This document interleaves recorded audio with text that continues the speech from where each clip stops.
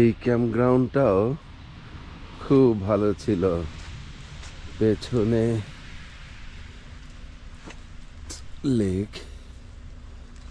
শুধুই বৃষ্টি। গতকাল থেকে আমাদেরকে বৃষ্টিতে ধরছে। আজকে আমাদের 25তম দিন এই এই ভ্রমণ যজ্ঞের।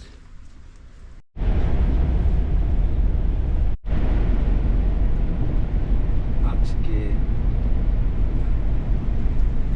কি বলা যায় না, কি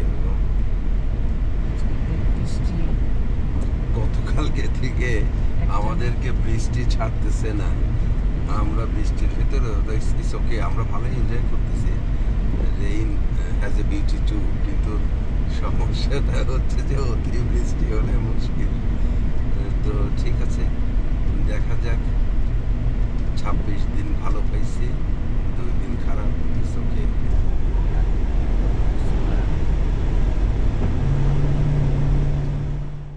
ড্রাইভটা খুব আনসেফ হয়ে গেছে। আমরা আজকে চালাবো না। আমরা এই যে একটা ক্যাম্পগ্রাউন্ডে থামছি, দেখি ওরা থাকতে দেয় কিনা।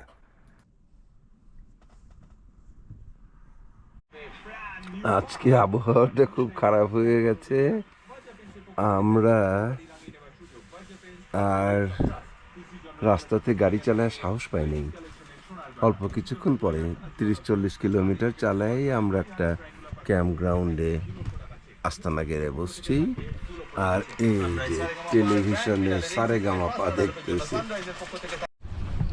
আজকে সকাল থেকেই খুব খারাপ একটা আবহাওয়া শুরু হয়ে গেছে। তো আমরা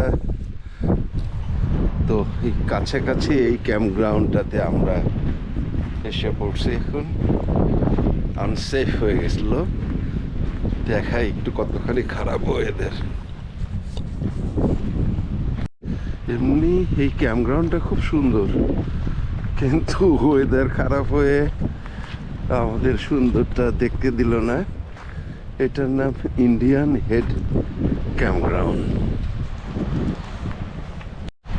বা এই ক্যাম্পগ্রাউন্ডটার ভেতর দিয়ে ক্রিকের মতো ব্যাস, কিন্তু আমাদের কিছুই উপভোগ করার মতো অবস্থা নেই। ঠান্ডায় আমরা কাবু।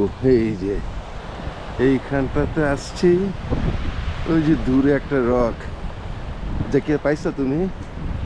এইখান থেকে ভালো দেখা যায় না তো।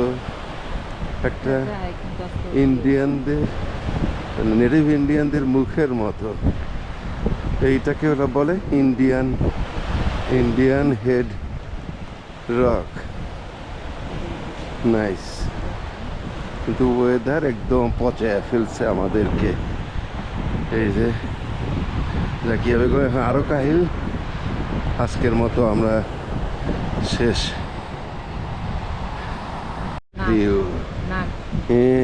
এই তো দেখো জাকিয়া বেগম, তুমি তোমার ফোনটা দিয়ে একটু ক্লোজ করে করো। এটা দিয়ে জুম করা যাচ্ছে না।